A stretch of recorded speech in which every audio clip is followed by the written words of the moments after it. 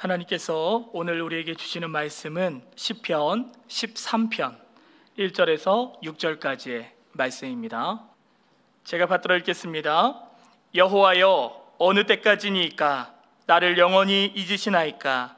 주의 얼굴을 나에게서 어느 때까지 숨기시겠나이까? 나의 영혼이 번민하고 종일토록 마음에 근심하기를 어느 때까지 하오며 내 원수가 나를 치며 자랑하기를 어느 때까지 하리이까? 여호와 내 하나님이여, 나를 생각하사 응답하시고 나의 눈을 밝히소서. 두렵건대 내가 사망의 잠을 잘까 하오며 두렵건대 나의 원수가 이르기를 내가 그를 이겼다 할까 하오며 내가 흔들릴 때에 나의 대적들이 기뻐할까 하나이다. 나는 오직 주의 사랑을 의지하여 싸우니 나의 마음은 주의 구원을 기뻐하리이다. 내가 여호와를 찬송하리니 이는 주께서 내게 은덕을 베푸심이로다. 아멘. 오늘 함께 나눌 말씀의 제목은 여호와여 어느 때까지니까입니다. 말씀의 제목이 평범하진 않죠. 우리가 오늘 봉독한 1절 말씀에 나오는 내용인데요, 시편 기자가 자신의 삶이 너무나 힘들고 괴로워서 하나님께 탄식하듯이 기도하고 있는 것입니다. 하나님, 제가 이렇게 힘든 시간을 보내고 있는데 도대체 언제까지 이렇게 힘들어야 됩니까? 라고 우리 하나님께 이야기하고 있는 것이죠. 여러분, 제가 과거에 이 강원도 동해시에서 전도사로 섬긴 적이 있는데, 처음 그곳을 면접 보러 가기 위해서 차를 타고 가는데 아주 긴 터널을 통과한 적이 있었어요. 과거에는 고속도로를 이용해도 그렇게 긴 터널을 본 적이 없었던 것 같은데, 저는 그곳을 지나가면서 야, 이렇게 긴 터널도 있는가 하면서 굉장히 답답하고 도대체 여기서 언제 빠져나오는가, 그런 기분을 느낀 적이 있습니다. 제가 그래서 설교를 준비하면서 그 터널이 우리나라에서 한 몇 번쯤 되는지 한번 이렇게 보니까는요, 10번째 순위에도 못 들어가더라고요. 지금 가장 긴 터널이 어디냐면요, 인제 양양 터널인데 약 11km가 되고 통과하는데 소요되는 시간이 약 6분에서 8분 정도라는 곳입니다. 그런데 제가 그 당시 느꼈던 기분은요, 10분 이상 걸렸던 것 같고 너무나 길게만 느껴졌던 것이죠. 왜 그런가요? 좌우가 다 막혔잖아요. 끝은 보이지 않잖아요. 그러니 답답하고 도대체 언제 끝나는가, 그런 느낌이 들었던 것입니다. 여러분, 우리의 인생살이가 그렇죠. 고난이 길어질 때 우리는 이 고난의 시간이 도대체 언제 끝나는가, 마치 긴 어둠의 터널을 지난 것 같은 답답함을 느낍니다. 처음에는 희망을 갖고 좀 있으면 나오겠지, 좀 있으면 끝나겠지, 그런 생각을 하지만 길어지면 길어질수록 우리는 초조하고 불안하고 답답함을 느낍니다. 우리 모두가 과거에 그런 경험이 있죠. 2020년 코로나 팬데믹 기간에 많은 분들이 이런 답답함을 느꼈습니다. 우울감을 느꼈습니다. 도대체 이 코로나 사태가 언제 끝나는가, 너무나 힘든 시간들을 보냈잖아요. 그렇지만 결국에는 끝났습니다. 혹시 예배에 오신 우리 성도님들 가운데 여러분이 경험하고 있는, 지금 겪고 있는 그 고난이 너무나 길게만 느껴져서 힘들고 답답하고 절망의 시간을 보내고 계신 분 안 계신가요? 혹시 그런 분이 계시다면 오늘 말씀을 통해서 위로를 받으시고 다시 한번 믿음의 눈을 들어서 주님을 바라보시는 가운데 하나님의 위로하심을 경험할 수 있는 우리 모두가 되시길 주님의 이름으로 축복합니다. 여러분, 성경에는 우리처럼 긴 터널과 같은 시간을 보낸 사람들에 대한 이야기를 하고 있는데요, 오늘 두 사람을 좀 살펴보려고 합니다. 첫 번째는 욥입니다. 여러분, 성경은 욥에 대해서 이렇게 말을 합니다. 욥기 1장 1절 말씀해 보니까 우스 땅에 욥이라 불리는 사람이 있었는데 그 사람은 온전하고 정직하여 하나님을 경외하며 악에서 떠난 자더라. 너무나 멋진 평가를 받고 있는 인물이 욥입니다. 온전하고 정직하여 하나님을 경외하며 악에서 떠난 자. 혹시 여러분 주변 사람들로부터 이런 평가를 받으신 분 계신지 모르겠어요. 아마 한두 가지 정도는 해당되실지 모르겠지만 이렇게 너무나 완벽한 평가를 받기는 쉽지 않을 것입니다. 여러분, 그런데 성경 말씀을 계속해서 보니까 욥은 본인만 그랬던 것이 아니라 자기의 자녀들에게도 늘 관심을 갖고 혹시 자녀들이 죄를 짓까, 하나님 보시기에 합당치 못한 삶을 살까 늘 그것을 신경 쓰면서 그들을 거룩하고 성결하게 하는 일에도 관심을 가졌다는 것입니다. 그래서 성경은 욥에 대해서 말하기를 욥의 행위가 항상 이러하였더라 라고 말하고 있습니다. 어느 때 잠깐만 거룩하고 성결하게 살아간 것이 아니라 늘 항상 하나님 앞에서 정직하고 의롭고 거룩하고 성결하게 살아가려고 했던 사람이 바로 욥이라는 것이죠. 그래서 하나님께서 욥을 보실 때 얼마나 마음에 들고 흡족하셨는지 사탄에게까지 자랑합니다. 사탄에게 말을 합니다. 욥을 봤느냐? 이렇게 의롭고 성결한 사람을 도대체 볼 수 없지 않느냐? 이렇게 자랑을 하니까 사탄이 하는 말이, 하나님께서 복을 주셨으니까 욥이 그런 거 아니냐고, 하나님께서 복 주신 거 한번 걷어가 보세요. 그래도 욥이 하나님 앞에서 그렇게 의롭고 믿음 있는 모습을 보일까요? 그래서 하나님께서 그렇다면 네가 욥의 생명만은 건드리지 마라 하고서 사탄이 시험하는 거 허락하십니다. 그래서 사탄이 욥을 시험하는데 어떻게 시험합니까? 하루아침에 모든 전 재산을 다 잃어버립니다. 그리고 10명의 자녀가 있었어요. 아들 7에 딸 3이 있었는데 하루아침에 다 죽임을 당합니다. 너무나 큰 고통이 욥에게 찾아온 거예요. 여러분, 이런 일을 우리가 겪는다면 어떤 반응을 보일까요? 낙심하고 좌절하고 하나님을 향해서 원망불평하지 않겠습니까? 그런데 욥은 어떻게 했냐면요, 욥기 1장 20절에서 21절 말씀에 보니까 욥이 일어나 겉옷을 찢고 머리털을 밀고 땅에 엎드려 예배하며 이르되 내가 모태에서 알몸으로 낳았사온즉 또한 알몸이 그리로 돌아가올지라. 주신 이도 여호와시요 거두신 이도 여호와시오니 여호와 이름이 찬송을 받으실지니이다 하고, 욥은 원망불평하는 것이 아니라 하나님을 예배하고 찬송하면서 하는 말이, 주신 분도 하나님이시고 걷어가시는 분도 하나님이신다, 이렇게 믿음의 반응을 보였다는 것입니다. 여러분, 우리가 왜 이걸 모르겠어요? 다 하나님께서 주신 것인 거 알죠? 그렇지만 그럼에도 불구하고 지금까지 나와 우리와 함께 생활했던 우리의 사랑하는 자녀들이 하루아침에 죽는다고 할 때 얼마나 낙심이 되고 얼마나 좌절이 됩니까? 원망불평이 나올 수밖에 없겠죠. 그런데 욥이 얼마나 믿음이 좋았던 사람인지 원망불평하지 않고 주신 이도 하나님이시오 걷어가신 이도 하나님이시라고 하면서 하나님을 찬양하고 하나님을 높였다는 것입니다.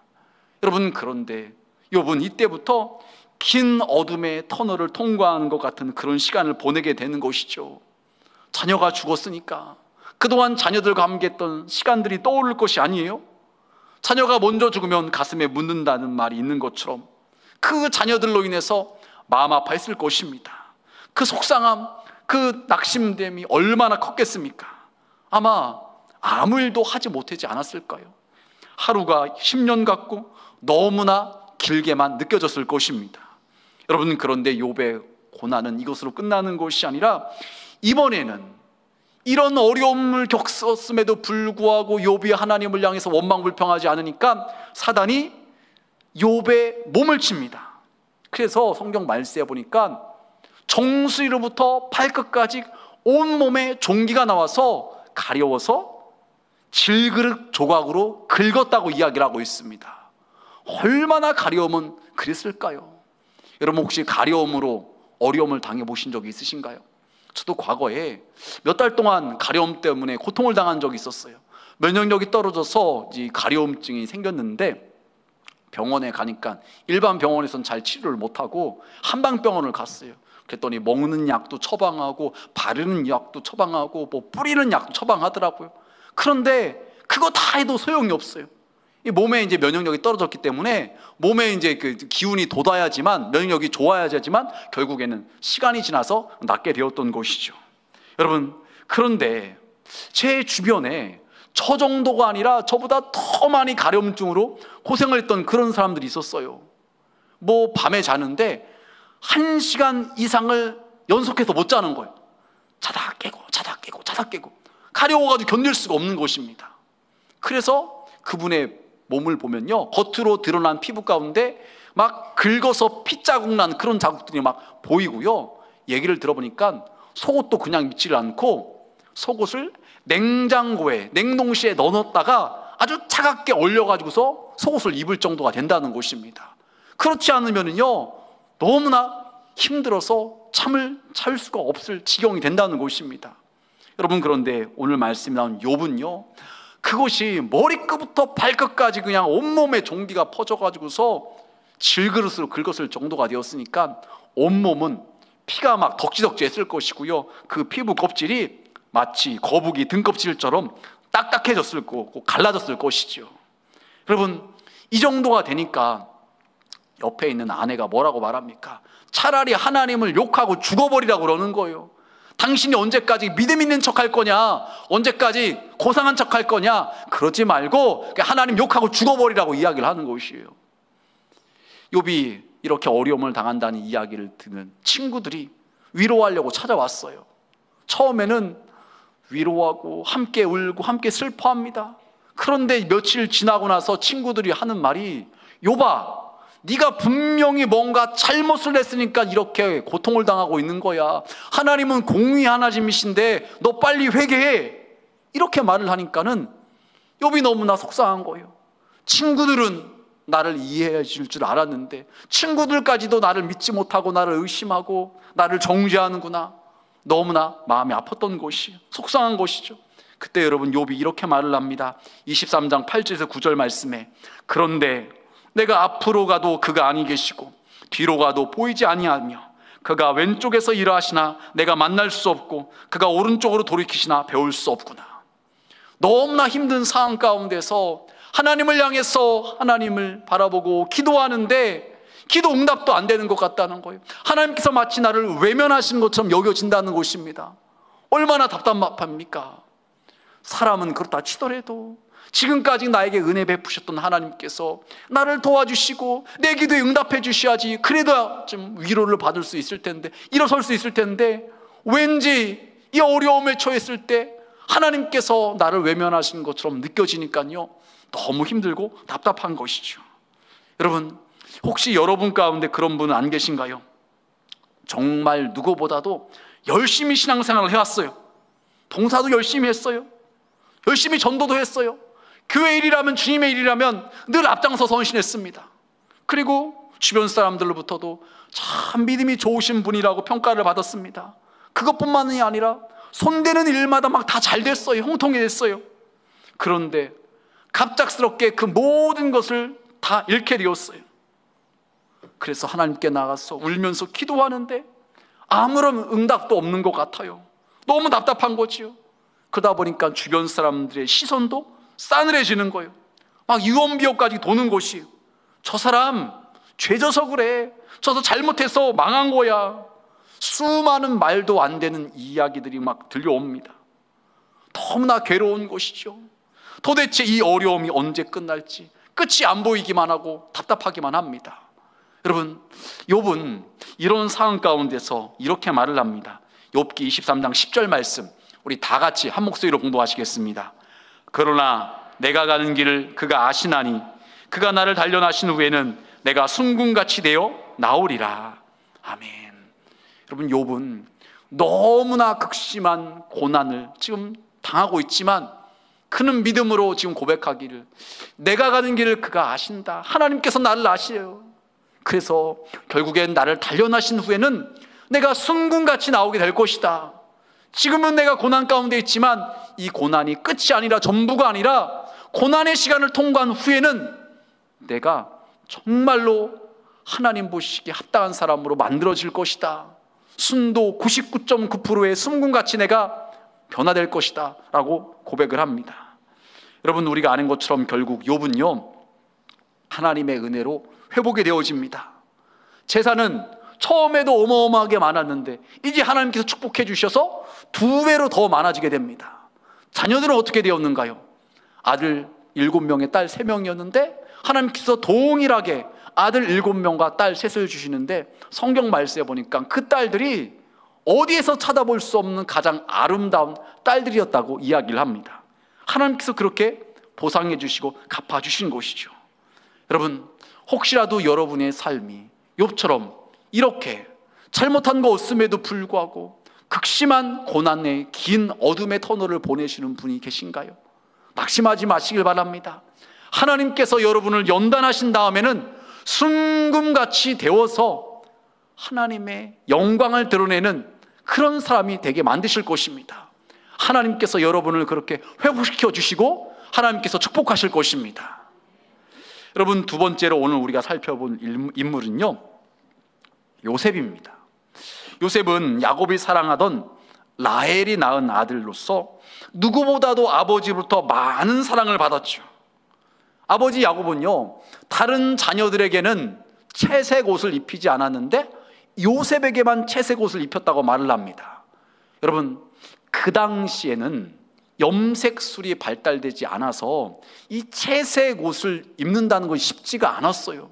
그렇기 때문에 학자들이 말하는 것이 이 채색 옷은요, 거의 왕족들이나 해당되는 사람들이 입는 옷이고, 가격으로 말한다면 어마어마하게 비싼 옷이라는 것이에요. 오늘날 우리가 명품 옷 입는 거, 그거보다 훨씬 더 비싼 옷이 채색 옷이라는 것이죠. 그런데 그 옷을 다른 형제들에게는 아무도 안 입혔는데 요셉에게만 입힌 것입니다. 그러니 아버지의 사랑을 혼자 독차지한 요셉은 형들로부터 시기 질투의 대상이 되는 것입니다. 그런데 이때 요셉이 꿈을 꾸고 나서 그 꿈 얘기를 형들에게 하는 것이에요. 창세기 37장 7절과 9절 말씀에 보면 이런 말씀이 나옵니다. 우리가 밭에서 곡식단을 묶더니 내 단은 일어서고 당신들의 단은 내 단을 둘러서서 절하더이다. 여러분, 이 말씀이 무슨 말인가요? 형제들과 함께 있는데 요셉의 단은 서 있고 요셉의 형들의 단은 자신의 단을 둘러서서 절하다는 거예요. 여러분, 이 꿈 이야기를 듣고서 형들이 기분 좋을 리가 없잖아요. 요셉이 좀 사려가 깊고 형들의 마음을 좀 이해한다면 꿈을 꿨을지라도 이런 얘기 안 했을 것이에요. 근데 철이 없어서 그런지 그 이야기를 한 거예요. 그런데 이것으로 끝나는 것이 아니라 또 꿈을 꿉니다. 9절 말씀에 보니까 요셉이 다시 꿈을 꾸고 그의 형들에게 말하 이르되 내가 또 꿈을 꾼즉 해와 달과 11별이 내게 절하더이다 하니라. 이번에도 형들이 들으면 기분 나빠할 꿈인데 11별을 누구를 말하는 것이에요? 형들을 이야기를 하는 거, 형제들을, 그들이 자신에게 절한다는 것입니다. 그러니 이 이야기를 들은 형들이 안 그래도 아버지의 사랑을 독차지해서 요셉이 밉고 싫었는데 이런 꿈 얘기를 하니까 더 화가 나는 거죠. 그래서 어느 날 요셉이 아버지의 심부름으로 형들의 안부를 살피러 형들이 먼 곳에서 가축을 돌보고 있었을 때 그곳을 갔을 때 형들이 뭐라고 말합니까? 꿈꾸는 자가 오는도다. 그러면서 저거 어떻게 되나 보자, 저 꿈이 이루어지는가, 악한 마음을 품고서 그를 노예로 팔아버리게 되는 것입니다. 이제 요셉은 노예가 되어서 종이 되어서 가나안 땅에서 애굽으로 갑니다. 여러분, 그 시간이 얼마나 길게 느껴졌을까요? 아버지도 생각나고 일찍 돌아가신 어머니도 생각나고 자신이 형들에게 괜한 말을 했구나, 그냥 꿈꾼 거 나만 알고 있을 걸 괜히 형들에게 말해서 내가 이 일을 당하는구나 후회도 되었을지도 모릅니다. 그렇게 힘들고 답답한 시간을 보내던 그는 이제 애굽의 장군인 보디발 집에 도착을 합니다. 비록 종의 신분이었지만 성실하게 최선을 다해서 일을 했더니 인정을 받아서 집안 모든 일을 감당하는 그 위치까지 올라가게 되었어요. 그런데 안타깝게도 이 보디발 장군의 부인이 요셉을 유혹하죠. 요셉아, 요셉아, 나랑 동침하자. 뿌리치는데도 매번 그렇게 유혹을 하는 것입니다. 그래서 어느 날은 옷이 벗겨지는지도 모르고 도망을 나오게 됩니다. 그래서 그 일로 인해서 누명을 쓰고 감옥에 들어가게 됩니다. 여러분, 아마도 요셉이 보디발 장군에 들어와서 보디발 장군 집에 들어가서 인정을 받고 집안 모든 일을 갖다가 담당하는 사람이 되었을 때는 아마 요셉이 이런 기대를 했을지도 몰라요. 그래, 이제 이 긴 어둠의 터널의 시간이 끝나는구나.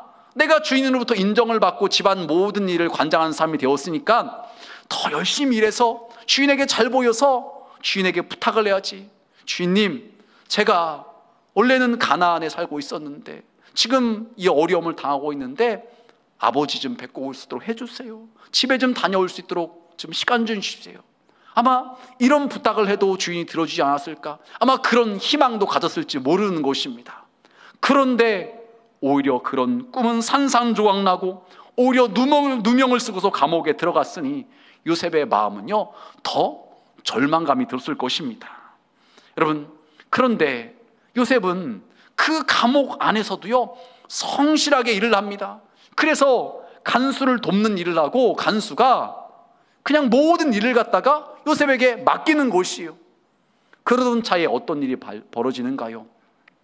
애굽의 왕인 바로의 두 신하, 술 맡은 관원장과 떡 맡은 관원장이 어느 날 죄를 짓고 나서 감옥에 들어온 것이에요. 그들이 감옥에서 생활하는 가운데 꿈을 꿉니다. 그런데 왠지 꿈이 소위 말하는 개꿈이 아니라 뭔가 징조가 있는 꿈 같은 거예요. 그래서 이것이 무슨 꿈인가 고민하고 있을 때에 요셉이 꿈풀이를 해줬더니 정말 요셉의 꿈풀이 해몽대로 술 맡은 관원장은 풀려나고 떡 맡은 관원장은 죽게 되어 온 거예요. 그래서 요셉이 술 맡은 관원장에게 그렇게 이야기를 하죠. 당신이 복직되면은 나를 좀 기억해달라고. 나는 이 감옥에 들어올 만큼 죄를 지은 사람이 아니라고. 나는 지금 억울하게 지금 이런 일을 당하고 있다고 이야기를 해줬어요. 그런데 시간이 지남에도 불구하고 이 술 맡은 관원장은 요셉을 기억하지를 못합니다. 요셉, 너무나 힘든 거예요. 인생이 너무나 고달픈 곳입니다. 처음에는 어떤 일을 겪었는가요? 형들에 팔려서 보디발 집 장군의 노예가 되었잖아요. 그 다음에는 억울하게 누명을 쓰고 또 감옥에 들어갑니다. 또 세 번째는 꿈풀이를 해주고서 도움을 기다렸는데 캄캄무소식인 것입니다. 너무나 힘든 시간을 지금 요셉이 청소년 시기에 보내고 있는 것입니다. 여러분, 그렇지만 하나님의 때가 드디어 이르게 됩니다. 하나님께서 계획하셨던 그 때가 요셉에게 찾아옵니다. 무슨 일이 일어나는가요? 애굽의 왕인 바로가 2년 뒤에 꿈을 꾸게 됐는데 꿈이 심상치가 않은 거예요. 분명히 뭔가 이게 의미가 있는 꿈 같은 것입니다. 그래서 애굽에 있는 꿈풀이한 사람들을 다 불러 모았는데 어느 누구도 풀이하지를 못하는 거예요. 이게 무슨 꿈인지를 모르는 거예요. 그때 술 맡은 관원장이 요셉을 기억하게 되는 것입니다. 아, 맞아, 그 2년 전에 내 꿈을 풀이해줬던 그 요셉. 그래서 요셉을 갖다가 왕에게 이야기했더니 왕이 불러들여가지고서 요셉이 꿈풀이를 해주는 것입니다. 7년 풍년이 있고 이어서 7년 흉년이 있을 것입니다. 그러니 사람을 세워서 그 7년 풍년 때에 잘 준비를 해서 7년 흉년을 대비해야 됩니다. 그 말을 들은 순간 바로가 이처럼 하나님의 신에 감동받은 사람을 어디서 볼 수 있겠느냐 하면서 요셉을 너무나 마음에 들어서 국무총리로 세워서 왕 다음으로 두 번째로 높은 자리에 요셉이 올라가게 되는 것이죠. 여러분, 이 이후로 요셉의 삶은 어찌 보면은 행복한 이제 시간으로 흘러가게 됐죠. 해피엔딩으로 나아가게 되는 것입니다. 여러분, 그런데 그 전에, 국무총리가 되기 전에 성경은 요셉의 삶에 대해서 뭐라고 말하냐면요, 창세기 39장 2절은 이렇게 말을 합니다. 여호와께서 요셉과 함께 하심으로 그가 형통한 자가 되어 그의 주인 애굽 사람의 집에 있으니. 방송지를 좀 띄워주세요. 여호와께서 요셉과 함께 하심으로 그가 형통한 자가 됐다고 말씀하고 있어요. 아니, 지금 노예로 팔려왔는데 하나님께서 함께 하시고 형통하다고 말하고 있어요. 일반적으로 우리 생각하고는 전혀 먼 이야기잖아요. 하나님께서 함께 하시면 형통하면은 노예로 팔리지 말아야지 왜 그런 일을 당하냐는 거예요. 그런데 하나님께서는 요셉과 함께 하셨고 형통한 자라고 말씀을 하십니다. 그 다음에 21절 말씀은 이렇게 말을 해요. 간수장은 그의 손에 맡긴 것을 무엇이든지 살펴보지 아니하였으니 이는 여호와께서 요셉과 함께 하심이라. 여호와께서 그를 범사에 형통하게 하셨더라. 아니, 억울하게 누명을 쓰고서 감옥 안에 있는데 그게 무슨 여호와 하나님께서 함께 하신 것이고 그게 무슨 형통한 것이요. 우리의 생각하고는 전혀 다르지요. 그런데 하나님께서 말씀하시는 것이 그 가운데도 하나님께서는 요셉과 함께 하셨고 그러기 때문에 요셉의 삶은 형통한 것이라고 말씀하고 있는 것입니다. 여러분, 우리는 이것이 이해가 되고 받아들여지죠. 왜요? 요셉의 그 이후의 일들을 다 아니까요. 하지만 그 시간 그 때에 있는 요셉의 입장에서는 주변에 있는 사람들은 이해가 되지 않는 거죠. 이게 무슨 형통이고 이게 무슨 하나님께서 우리와 함께 하시는 것이야. 여러분, 요셉 나중에 어떻게 됐는가요? 국무총리가 된 다음에 그의 가족 70명이 함께 애굽으로 들어와서 살다가 나중에는 하나님의 축복하심 가운데 장정만 60만 명이 될 정도로 한 민족을 이루게 됩니다. 그리고 애굽에서 나와서 적과 꿀이 흐르는 가나안 땅, 약속의 땅에 들어가게 된 거죠. 하나님께서는 이것을 미리부터 계획하셨기 때문에 요셉이 형들에 의해서 애굽으로 팔려가게 되었고, 애굽에서 누명을 쓰고 감옥에 들어가게 되었고, 그곳에서 바로의 두 신하의 꿈을 해몽하게 되었고, 그것을 통해서 또한 애굽 왕 바로의 꿈을 해몽하게 되어서 결국 국무총리가 되게 하셨던 것입니다. 인간의 실수도 있고 잘못도 있는 것 같지만 결국에 하나님께서 이 일을 저 사람을 이런 사건 저 사건, 이 모든 것이 짝짝짝짝짝짝 짜맞춰지게 퍼즐이 완성되게 만드셔서 하나님의 큰 그림을 이루시게 하시는 것입니다. 여러분, 우리가 요셉의 이야기처럼 우리에게 벌어진 이런 일도 우리가 다 알면 얼마나 좋겠어요. 하나님의 뜻이 이렇게 하니까는 내가 지금 이런 어려움을 겪고 있는 거구나, 다 알면 얼마나 좋겠어요. 그나마 좀 참고 인내하는 데 도움이 되겠죠. 하지만 우리는 하나님의 그 크신 뜻을 다 알지 못해요. 다 알 수 없습니다. 그러다 보니까는 지금 우리의 삶에 찾아온 고난과 긴 어둠의 터널을 갖다가 통과한다는 것이 너무나 힘들고 답답하게만 느껴지는 것이죠. 하지만 여러분, 분명한 사실은 이 어둠의 터널을 잘 통과한 다음에 하나님의 뜻이 이루어지는 것을 우리는 보게 되어진다는 거죠. 그때야 비로소 이 하나님의 뜻이 계셨구나, 하나님의 이런 목적이 계셨구나, 주님이 하셨구나, 이렇게 주님께 영광을 돌리게 된다는 거죠. 처음에는 내 의지를 가지고서 내 뜻을 가지고서 뭔가를 막 이뤄가려고 그래요. 그런데 안 돼요. 근데 또 다른 사람도 또 뭔가 뜻을 가지고서 막 하려고 그래야 돼요. 안 되는 것 같아요. 어느 건 되는 것 같기도 하고.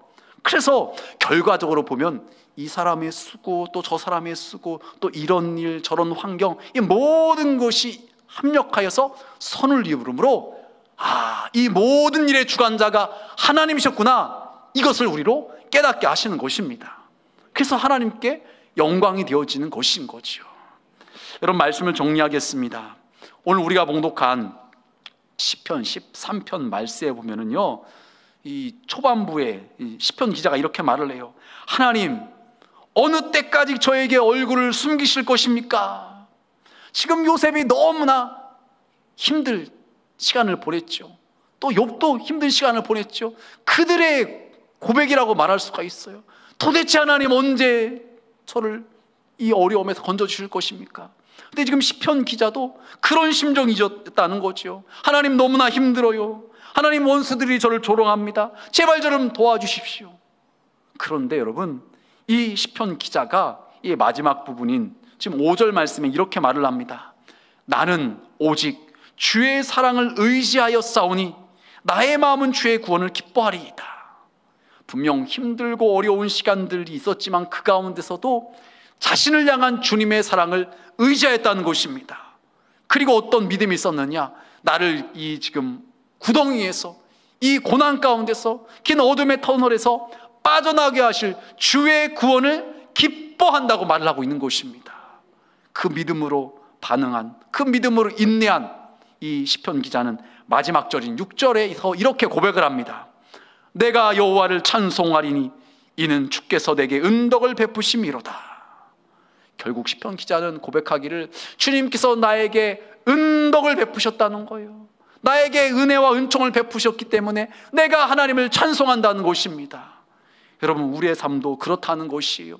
힘들고 어려운 시간을 보내고 있지만 하나님은 우리의 목자가 되어주셔서 우리를 선한 길로 인도해 주셔서 결국 긴 어둠의 터널 통과하게 하시고 나서 주님이 하셨음을 보게 하시고 주님을 찬양하고 주님께 영광 돌리게 하신다는 것입니다. 여러분, 그렇다면 우리는 그 긴 어둠의 터널을 통과하는 것 같은 그 시간을 어떻게 보내야 될까요? 여러분, 리차드 밀른스라는 사람이 이런 말을 했어요. 자기 영혼을 기도 속에 듬뿍 적신 사람들은 모든 고민을 조용히 견딜 수 있다. 여러분, 우리는 다 이 고난의 시간을 통과할 때가 있는데, 그때 자기의 영혼을 기도 속에 듬뿍 적신 사람, 이게 무슨 말인가요? 한 번 기도하고 끝나는 것이 아니라, 조금 기도하고 끝나는 것이 아니라 충분하게 오랜 시간 그렇게 기도하는 사람은요, 우리에게 지금 찾아온 그 고난, 그 어둠의 긴 터널을요, 큰 어려움 없이 견디고 이기고 통과할 수 있다는 것입니다. 그런데 똑같이 통과하긴 통과하는데 기도하지 않는 사람은요, 죽을 것만 같아요. 너무 힘들어요. 낙심과 절망이 너무나 커요. 똑같이 11km를 통과하는데 어떤 사람은 그래도 평안한 마음 가운데 크게 불안하고 걱정하지 않는 가운데 통과하는 사람이 있는가 하면, 어떤 사람은 막 죽을 것만 같아가지고 막 불안해가지고 막 어찌할 바를 몰라가면서 통과하는 사람도 있다는 것이에요. 여러분, 우리는 기도하는 가운데 하나님의 도우심을 경험하면서 하나님의 보호하심을 느껴가면서 평안함 가운데 그 시간을 통과할 수 있는 자가 되어야 된다는 것입니다. 그것은 다른 것으로 되어지는 것이 아니라 하나님께 우리의 모든 사항들을 아뢰며 기도할 때 그런 사람이 그런 은혜를 경험할 수 있다는 것입니다. 바로 예배에 오신 우리 온천중앙의 모든 성도님들은요, 여러분의 삶 가운데 찾아온 고난이 아무리 힘들고 답답하고 긴 터널을 통과하는 것처럼 여겨질지라도요, 그 가운데서 원망하고 불평하는 것이 아니라 욥의 고백처럼 하나님께서 나를 연단하신 후에 내가 승군같이 나올 것이라는 그 믿음을 가지고서 하나님께 나아가 기도하는 가운데 하나님께서 결국에는 합력하여 선을 이루시고 하나님께서 우리를 구원하시고 영광 받으신다는 것을 경험할 수 있는 우리 모두가 되시길 주님의 이름으로 축원합니다.